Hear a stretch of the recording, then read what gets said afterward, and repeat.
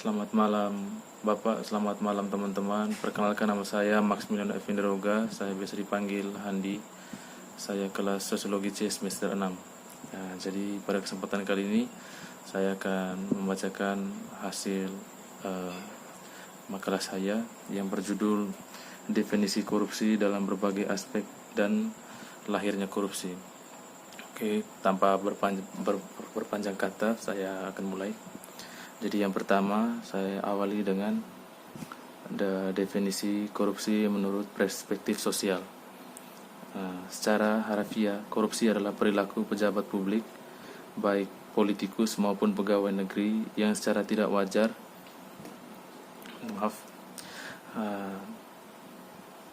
yang secara tidak wajar dan tidak legal memperkaya diri atau memperkaya mereka yang dekat dengannya, dengan menyalahgunakan kekuasaan publik yang mempercayakan kepada mereka. Banyak para ahli yang mencoba merumuskan korupsi yang jika dilihat dari struktur bahasa dan cara penyampaiannya yang sangat berbeda, tetapi pada hakikatnya mempunyai makna bahasa yang sama. Oke. Jadi itulah definisi korupsi menurut perspektif sosial. Jadi saya sambung yang kedua, yaitu definisi korupsi menurut perspektif ekonomi, yaitu secara akumulatif, negara yang terjangkit korupsi hebat akan mengalami hal-hal seperti melemahnya produktivitas, termasuk labor productivity, mengurangnya kualitas baik modal, fisik maupun non-fisik, penurunan barang-barang politik yang dapat disiapkan oleh pemerintah, beserta menurunnya efisiensi sumber daya yang ada, serta akan terjadinya pengaliran sumber daya entrepreneur sejati ke arah pengusaha dan pencarian rente semata atau rent-seeking.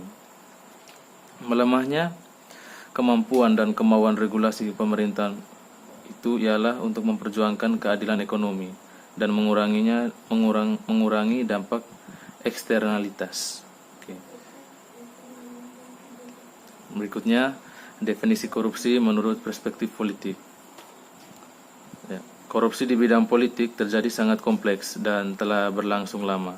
Berbagai modus yang diupayakan untuk melakukan korupsi di bidang politik juga melibatkan orang-orang yang terhormat, memiliki status sosial yang tinggi, dan bertujuan untuk memenangkan suatu partai politik dan orang-orang yang akan duduk di kursi legislatif. Kondisi ini disebabkan oleh biaya politik yang tinggi, yang sedangkan partai politik tersebut hanya memiliki sumber-sumber pendanaan yang minim. Salah satu biaya politik tersebut adalah pendanaan untuk kampanye dalam rangka memperkenalkan dan menanamkan kepercayaan kepada masyarakat bahwa partai politik atau calon legislatif tersebut peduli dan memperjuangkan hak-hak masyarakat. Oke, sekian definisi korupsi menurut perspektif politik. Jadi mari kita lanjut yang keempat, yaitu definisi korupsi menurut perspektif budaya.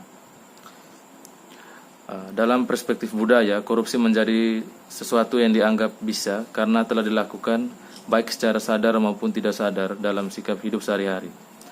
Jika dikategorikan secara berjenjang, perilaku seseorang itu terhadap praktik korupsi dimulai dari sangat permisif, persimif, dan anti korupsi.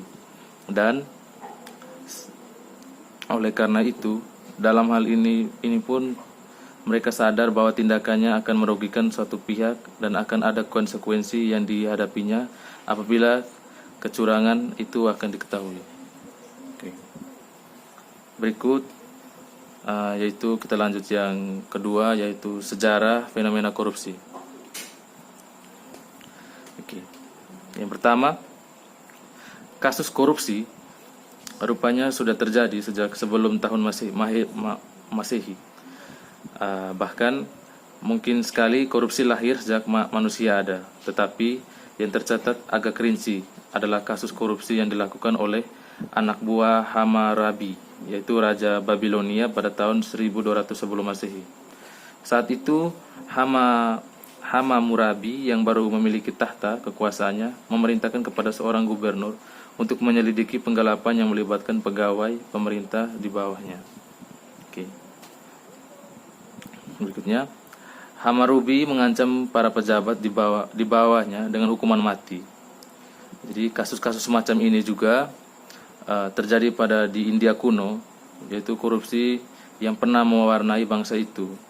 Jika dilihat dari kasus-kasus tersebut, bisa dibilang nenek moyang manusia itu termasuk para koruptor di zamannya, sehingga tidak mengherankan jika korupsi itu sulit diberantas.